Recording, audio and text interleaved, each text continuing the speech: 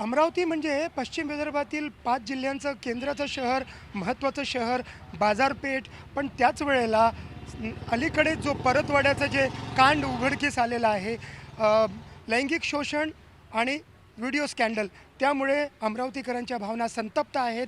काय वाटतंय त्यांना, त्यांच्याशी जाणून घेऊया. भाऊ, आपलं नाव सांगा, काय करता आणि हे सगळं कांड उघडकीस आलेलं आहे, काय भावना आहेत अमरावतीकर म्हणून? अमरावतीकर, मी संदीप बेरे, गाडी चालवतो, मी ड्रायव्हर आहे. अमरावतीकर आता संतप्त एकदम. काय कारण? कारण हे जे स्त्रियावर अत्याचार होऊन राहिले, याला कुठंतरी आपण हे म्हणू शकतो की प्रशासन कुठंतरी कमी पडून राहिलं आणि आता कठोर निर्णय घ्यायची वेळ आलेली आहे. ह्या गंभीरतेने योगी सरकार जे निर्णय घेतात, शूट अँड साईटची ऑर्डर, ते अमरावतीत लागू करण्यात यावी. संस्कृतीची भूमी आहे ही, संतांची भूमी आहे अमरावती शहर.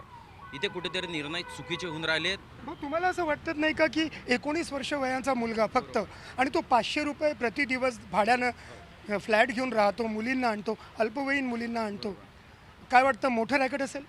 याच्या मागे कोणीतरी मोठा व्यक्ती आहे की जेणेकरून ह्या अल्पवयीन मुली ज्या आहे ह्या फुसलवून पळवणे, यांना कुठेतरी गंभीर विराम थांबण्यात यावे. तुम्हाला निर्णय खूप जरुरी आहे. तुम्हाला काय वाटतं, काय अमरावतीचं नाव बदनाम होतं आहे, ज्या पद्धतीनं अमरावतीच्या पुढे आता स्कॅन्डल हा शब्द जोडला गेला आहे? आतापर्यंत कसं झालेलं आहे की अमरावतीमध्ये हा पहिल्यांदा हा प्रकार घडलेला आहे आणि तो खूप निंदनीय प्रकार आहे. त्याच्याबद्दल आम्ही तीव्र निषेध व्यक्त करतो आहे. आणि ज्याने कोणी ही जी याला कार्यवाही केलेली आहे किंवा या कार्याला तो जबाबदार आहे, त्या व्यक्तीला फाशीची शिक्षा ही कमीच पडेल. मला तरी असं वाटते की त्याला फाशी दिलेलीच पाहिजे. सगळ्यांनी जाती धर्म भेद सगळं सोडून त्या व्यक्तीला पकडून आणि त्याला फाशीची शिक्षा दिली पाहिजे, अशी माझी शासनाला विनंती आहे.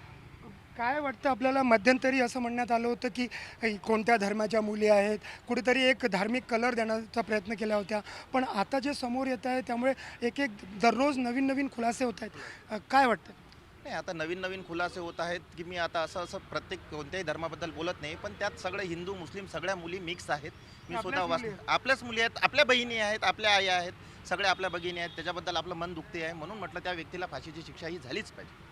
सर, आपण काय सांगाल? सुशिक्षित लोकांचं प्रतिनिधित्व करता आपण स्वतः पुढे आलेला आहात, आपल्याला नाराजी आहे, काय वाटतं?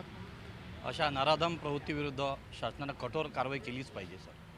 आणि असं जर होत असेल तर आमच्या अमरावतीचं नाव पुन्हा खराब होत आहे.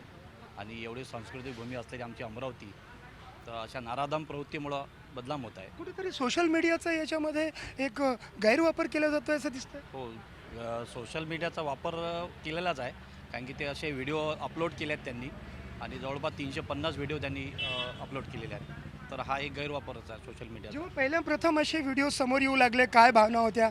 तुम्ही काय धक्का बसला होता, काय सांगा? नाही सर, धक्का तर बसलेलाच आहे. अशा गोष्टी ऐकून तर धक्का बसणार होता. सगळ्या आपल्याच मुली आहेत त्या जाती धर्माच्या कुठल्याही असू द्या, पण आपल्याच मुली आहेत त्या. असं जर होत असेल तर हे फार चुकीची गोष्ट आहे. तर त्याच्यावर असं जर होत असेल तर फार चुकीची गोष्ट आहे. अमरावतीचं नाव बदनाम होतं आहे आणि कुठेतरी अशा प्रकारांना आळा बसला पाहिजे. आणि अयांच्या मागे कोण लोक आहेत जे त्याला पैसे पुरवत होते, याची पण तपास, याचा पण शोध घेतला गेला पाहिजे, असं अमरावतीकरांचं म्हणणं आहे. व्हिडिओ जर्नलिस्ट विनय शुक्लासोबत संजय तिवारी, NDTV मराठी, अमरावती.